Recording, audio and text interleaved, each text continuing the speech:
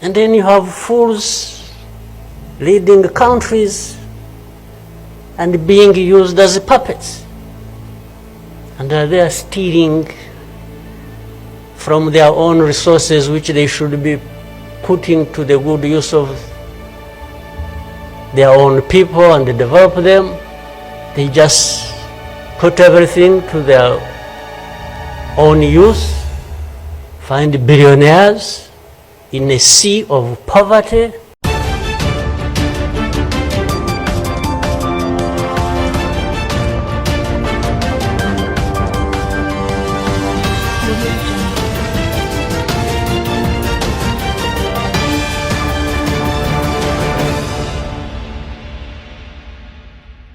The Rwandan president, Paul Kagame, did come out to caution African leaders.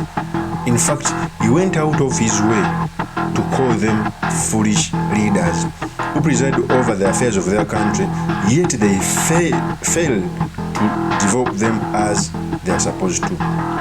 Truth be told, when the international community speaks about Rwanda, they term Paul Kagame as a benevolent dictator, or someone who's developing his country. And indeed, there are some projects within Rwanda that are very developed. In fact, for example, like the Amahoro Stadium, it cannot be compared to any football stadium across East Africa.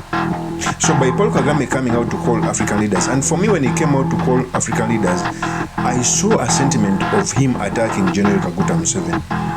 We all remember that at a certain point, Paul Kagame had some battles with the Ugandan president Museveni until Muhoozi made his way to Rwanda so that the border could be reopened. In fact, because the border had been closed because of those turmoil.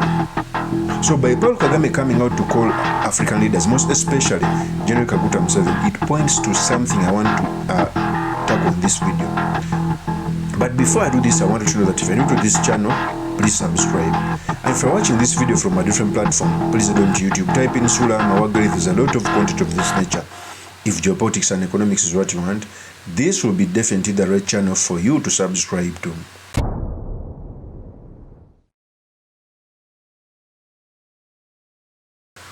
So, to give you a flashback, Paul Kagame coming out to call African leaders foolish. And by calling African leaders foolish, I saw a message specifically entitled to General Kaguta Museveni. For those who don't know, once upon a time, Paul Kagame was a soldier in NRA. In fact, he served as, I think, the intelligence minister before they embarked to overthrow Habyarimana in Rwanda. Because NRA had very many soldiers who had run away from Rwanda.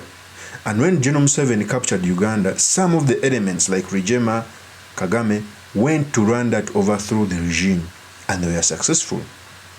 So those who follow the political matters in the country, they term Kagame as a prodigal son of General Kaguta Museveni. In fact, they are cut out from the same cloth, just that one does something different from the other, but they have the same mentality. They are all dictators. If Paul Kagame comes out to call African leaders stupid, okay, he forgets that he's among the dictators in Africa.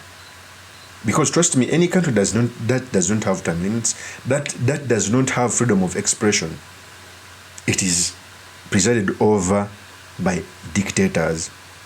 Okay, so Kagame calling General Museveni and other African leaders foolish, it points to something which I want to talk about in this video. Before I speak about it, I want to play a tape of Paul Kagame saying this. Listen very attentively because it's going to form a basis of our discussion. Here's the tape. And then you have fools leading countries and being used as puppets. And they are stealing from their own resources, which they should be putting to the good use of their own people and develop them. They just put everything to their own use, find billionaires in a sea of poverty, millions of people going hungry, and their leaders, billionaires, money that has been stolen from the resources of these people, and these are the ones received in Western capitals and praised, and when, Rwanda is being crucified literally at the UN, everywhere, these are the ones who show up and everybody is doing their bidding. They don't talk. These ones don't even say a thing. There is somebody to say it for them. They don't say a thing. Even in meetings where solutions are being thought about and crafted and so on, they are absent because somebody else is there. That is Paul Kagame. First of all, Paul Kagame, I think, has led Rwanda for now is coming to 24 years, if I'm not mistaken. In his country, there is no freedom of assembly and freedom of speech, most especially when it comes to human rights and the political arena. In fact, many of the contenders have been killed, even some outside the country. That is the difference. Kagame still has the crude weapon of killing competitors in the political arena. Yet Museveni kills them systematically and spiritually. For example, right now, Kizza Besigye is in prison. Any country that puts opposition leaders in prison is presided over by a dictator.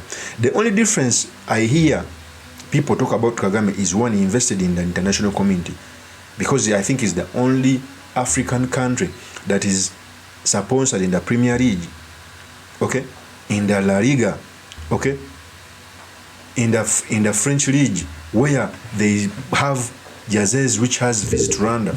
So investing in the international community somehow helps into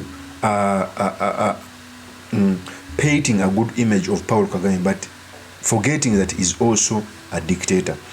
Secondly, I hear very many people talk about the infrastructure in Rwanda. It's not so good, but it's not so good in terms of development, but it is so clean and organized, okay? Not compared to Uganda. The only thing we have in Uganda that's better than Rwanda here is very hard for business to flourish in Rwanda because of the systems and everything. Paul Kagame also was able to preside over fighting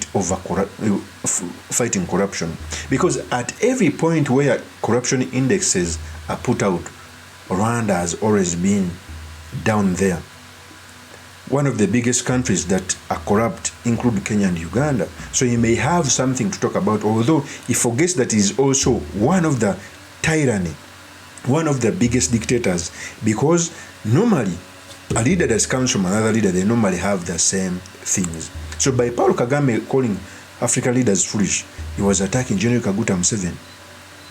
Because on several occasions, there is a day Paul Kagame came out and took over General Kaguta Museveni, saying that he's meddling into the Rwandan politics. We all know that's what is going on in Congo. These two leaders, Kagame and General Kaguta Museveni, they are meddling in the Congolese politics. Okay, so they are the birds of the same feathers. Okay, but each having had a different route. Okay, these were revolutionaries who talked about the abuse of human rights, who fought against the abuse of human rights, who fought hard so that they can revive their countries, but they are ending up doing the same exact things. The recipe of disaster is leaders who stay long in power, and both these two leaders are staying long in power, and all signs point out that their children they are grooming their children to take over. Here in Uganda, Moses Kainerugaba already came out. In Rwanda, Kagame has a son who is already in the army. We expect the same thing that's happening in Uganda to happen in Rwanda. Just that Kagame has not reached that age of putting out his child. Okay? So Kagame calling leaders foolish, most especially in Africa, it was a message tailored to General Kaguta Museveni. So what will Muhoozi think? Because Muhoozi normally comes out to praise Paul Kagame. Of course, that's my opinion. Do make comments by commenting about this. Thank you very much for listening in. If this is your first time on this YouTube channel, I employ you to subscribe, like, and comment so that I can be motivated to do more of such videos. I'll see you on another one. Peace. abakimuze mpalana bulungi abampalana bulungi nange benjagala obulungi